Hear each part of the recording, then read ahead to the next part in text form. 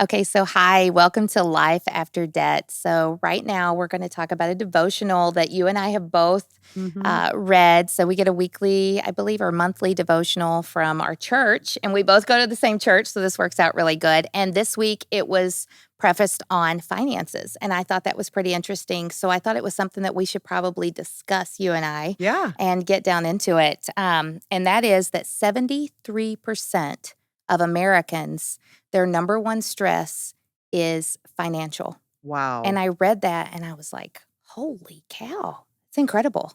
It is incredible, and I don't think it's insulated necessarily. We think it's just people that can't pay their bills or in debt. I think it's just the overwhelming sense of never feeling like you're going to have enough or you are where you need to be financially. It's a sick feeling. It's a sick Hmm. feeling.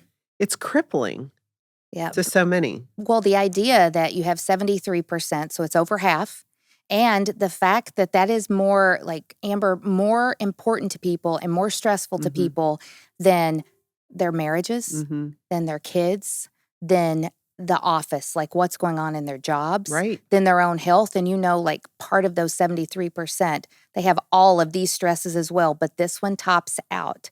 I think that is something huge that we just need to dive into. Yeah, because, we've had nutritionists on here. We Yeah. know what that stress results in, whether it's emotional eating. I know when we talked with Nick when he was on the show and we heard how it affected their marriage and relationship. Yes. And, he gave the statistics about people their age getting divorced and what that looked like with people with financial stress.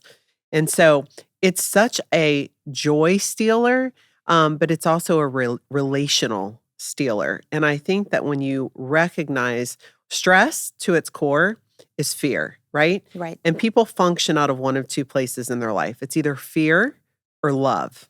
Mhm.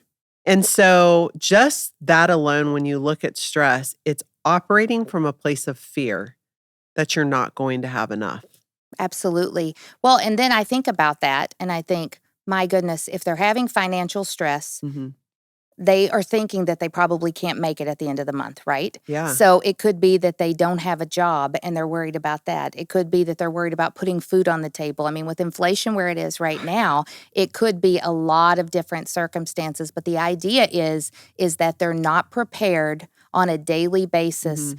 to pay and live above their means That's right. essentially.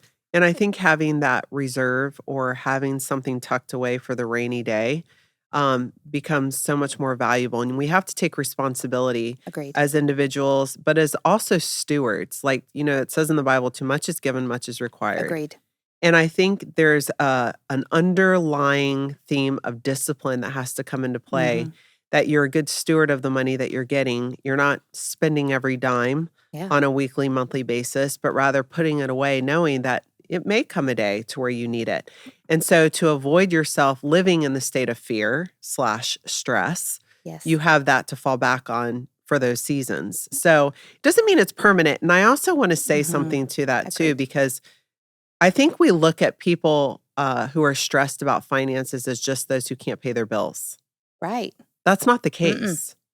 It's actually for people also, let's say that they're accustomed to making, I'm speaking just facetiously, but Sure. if they're used to making $100,000 a month and they go down to $75,000 a month, to them that's stress, Exactly. right? Because it's something different than what they're accustomed to. And so a lot of times, and I've had seasons in my life, Ryan and I Mhm. both, we have these conversations all the time. Mhm. You can go and walk through a season and either walk with faith, knowing that, look, if you look back at our previous history, we know God's brought us through Absolutely. and had his hand on everything that we've touched. He's the reason we've been successful in life. It's not because of Ryan and I and what we've done, Exactly. right? So why are we doubting, or why do we wake up every day with this underlying, like I've told you before, I will literally wake up every day and pretend I have nothing. Yes. And that's how my mind functions. And so I operate from the place, it's called a survival mode, Yep. to where I have nothing. Why? Because that's exactly how the enemy can get in front of you. Yes. Well, and preparing for stuff is so important. So I think when a lot of times when we're thinking about these 73% of Americans, obviously they're not prepared Mhm. and they're not, or some of them have prepared, and sometimes you just can't be prepared perfectly, That's right?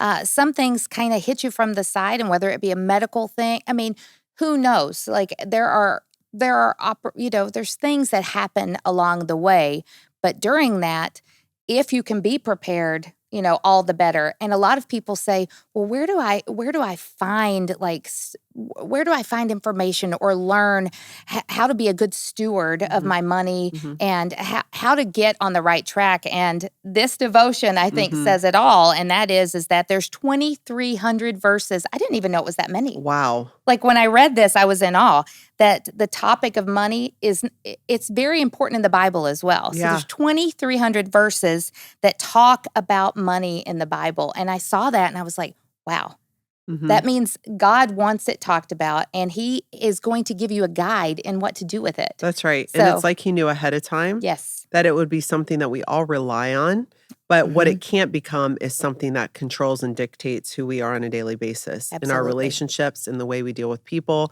in the way we think and see the world, because it can cripple a lot of people. Absolutely. And fear is not of God. No. Fear is not of God. That is a lie. It's just not. But even though you can have a fear, like when you take the action to move forward out of that, Mhm. that's when, like this 73%, like I'm talking to you, I'm talking to where I was at one point, Yeah, right? me too. I think when you look at that, if you can get yourself into action and moving forward, Mhm. that's the kicker. And reading the Bible, obviously, right here, Right. is saying that is one of the, wealths of knowledge of where you can find this stuff, where you can find out what to do, how to be a good steward. I just loved this. I loved it. I loved it. Well, I don't think it was by coincidence that it came up I don't today either. for us, as I know this was on our list of topics, and I think, knowing and recognizing that especially people who are in debt, there's Sure. no such thing as credit or prison. No. Like, and if you remove that fear, if the fear is, "If I don't pay this, then," right? It's if Right. then. If you can remove that and recognize there's no such thing as credit or prison. They can't do anything to you. It's unsecured credit card debt. Yep. Breathe. It's not the end of the Right. world, right? And I think if they just know, look, it's okay. If you have enough to make it through today, tomorrow is not promised. It doesn't mean you should not save. But why would you waste the whole day today stressing about your current event of affairs when there is a big world out there, and compare yourself to some of these other people in other countries Hmm. that can barely, know where to get water that day? It really isn't as bad as we put it on ourselves. Absolutely. And I think my big thing is, and my big takeaway that I would recommend to anybody is, and I'm just a mom. I'm just a Right. business person. Right. So like, I don't know it all, but what Right. I do know is if you're moving forward, you're Mhm. going in the right That's direction, right. right? So if you move backward or if you freeze and stand still, which a lot of us want to do at certain points in life, Yep. right?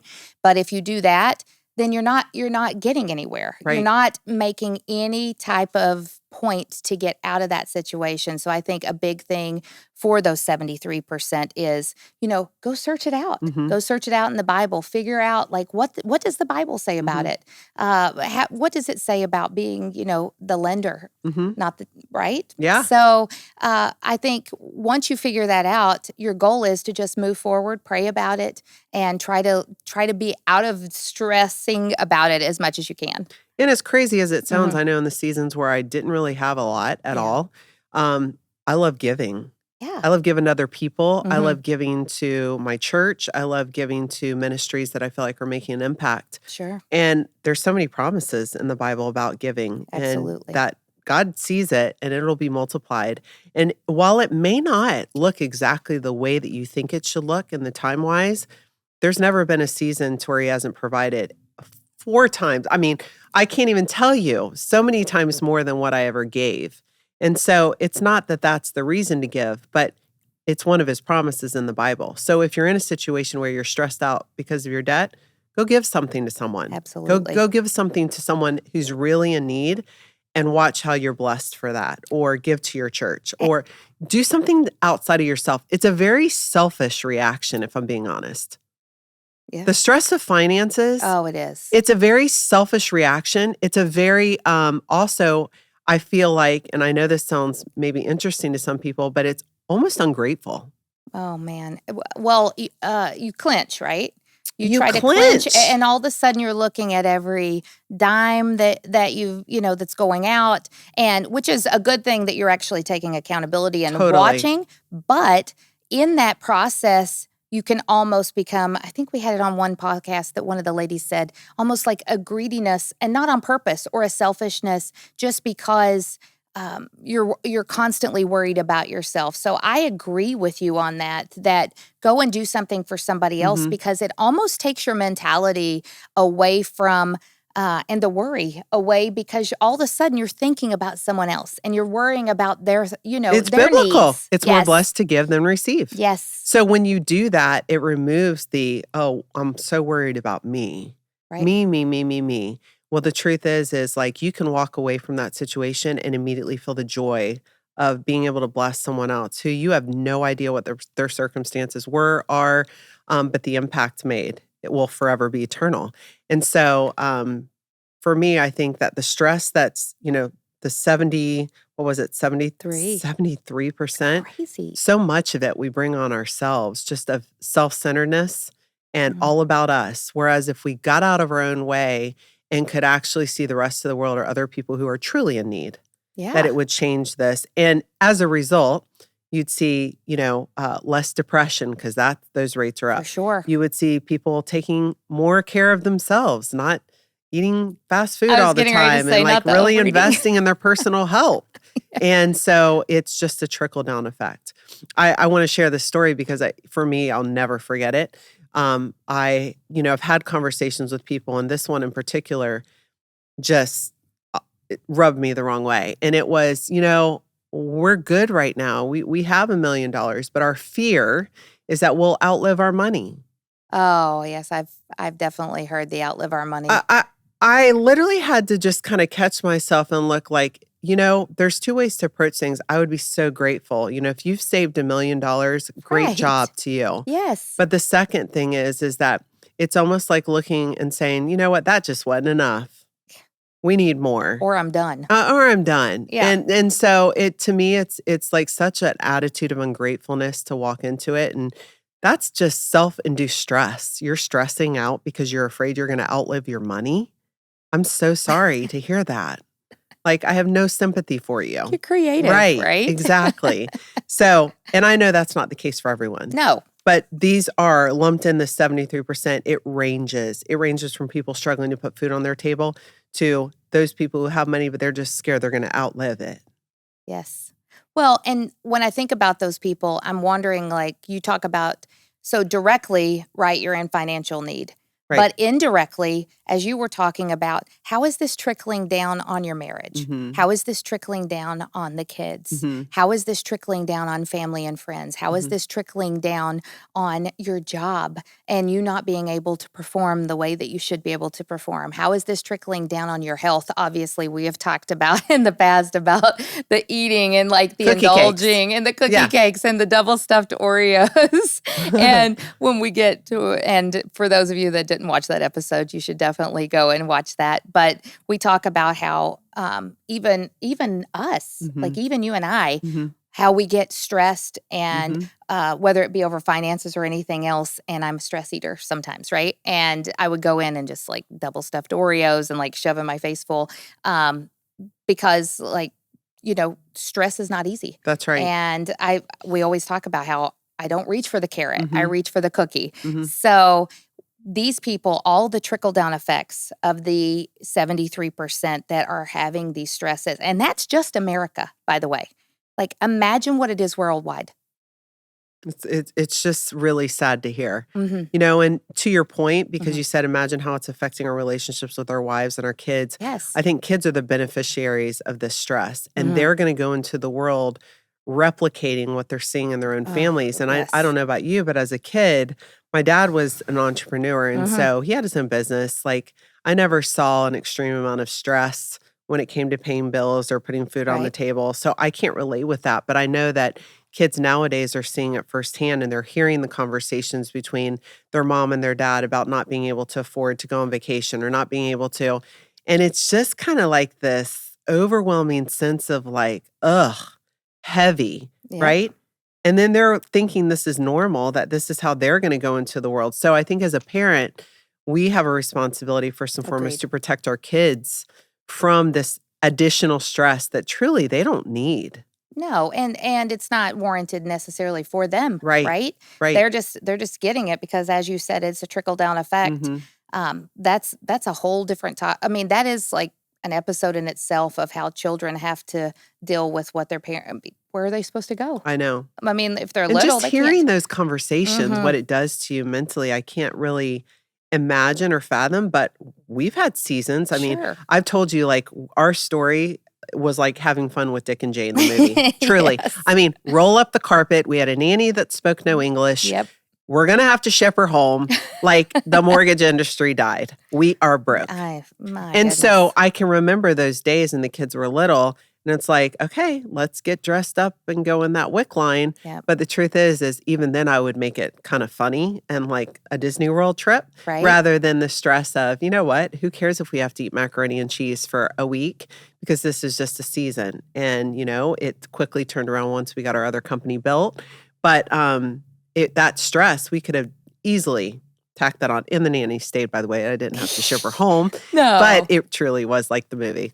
Well, I love the fact that you talk about that and you say that, you told your kids because kids will pick up fear too. Totally. Right. And I love the fact that you said it's just a season. It's just a season. It's just a season. And that if the kids see that mommy and daddy are, that they're okay Right. and that they will direct them in the right way. I know that that's like when we had our debt, we didn't have kids at the time. Yeah.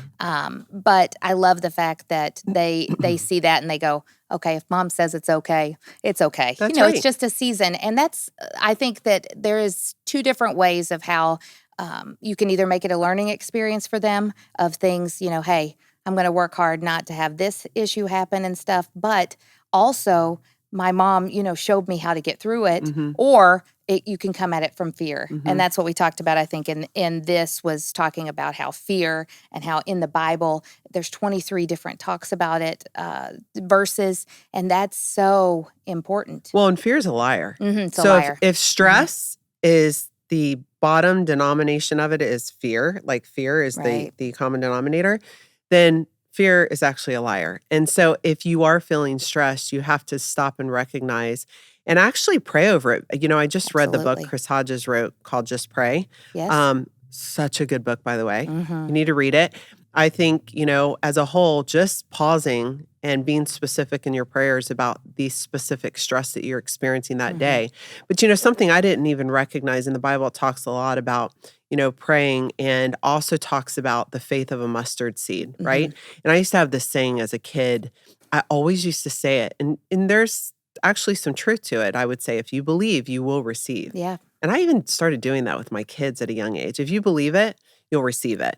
And that's the faith I believed and stood on. And so, but even that, Chris was saying in his book, he said, that's great to have the faith of a mustard seed, but it also, we're instructed to go through seasons of prayer and fasting Yep. along with that faith. And while we pray, like fasting for me, a lot of people do it for dieting purposes, but it's truly biblical that It's if we're biblical. feeling that amount of stress, one, stop, pause, and pray.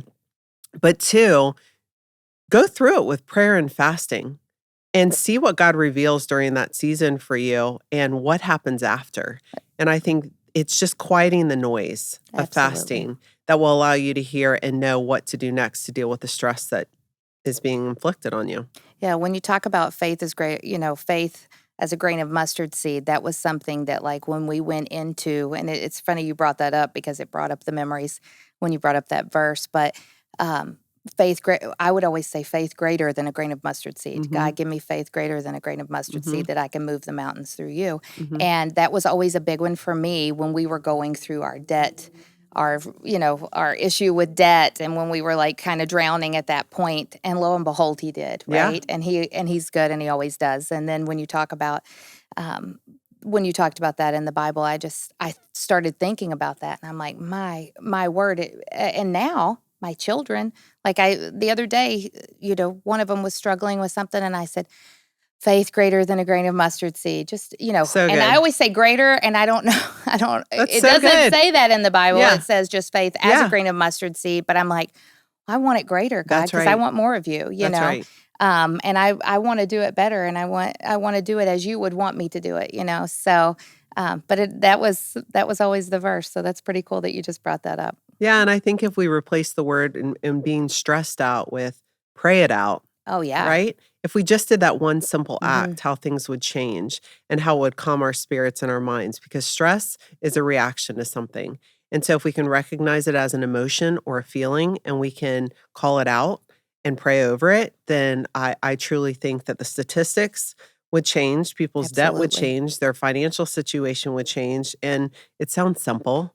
I mean, I've been raised like that my whole life, but I still sometimes choose to carry my own stress rather than pray Sure. about it. So, but I thought this was a great topic for today. I I'm so glad you brought it up. The timeliness of it was just impeccable. I love it, and, you know, one more thing is on the, when you were talking about, um, prayer and fasting, and that was a huge one that got me through as well, and when you brought that up, I'm like, that was a big one for Mike and I, still to this day. Like, I love fasting because I feel like prayer takes you to Mm, one level with God, and then when God sees the obedience in the fast, I feel like you just get such a more personal connection with Him. yes. And I had this lady that she was like an elder in my church when I was growing up, and she used to always tell me, she'd say, "When you fast, you know, then the heaven opens and God will put his hand down on the Hmm. situation." So I've always felt that like um, taking fasting and taking it to that next level is a great thing. So prayer is amazing and you Right. should be doing it on the daily, of course, but like taking it to that next level. So if you are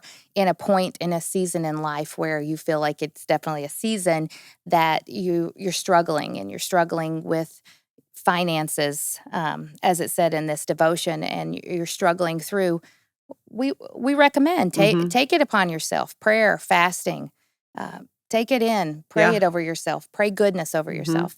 Yep, and I also would Mhm. even we'll put the link on for Chris Hodges' book, Just Pray, Yeah, because I believe that's such a great resource. It's an easy read. I absolutely. loved it, and I always like to put additional tools in my toolbox Sure, because stress is not it's not confined to a certain specific individual. We all all of experience it to us. some level. So, thank you so much for bringing this Hey, today. It I was love great. being on here with Yeah, you. I know, it Yes, is it's good. We have great awesome. talks. So, all right, we'll see All you right, next time. see ya.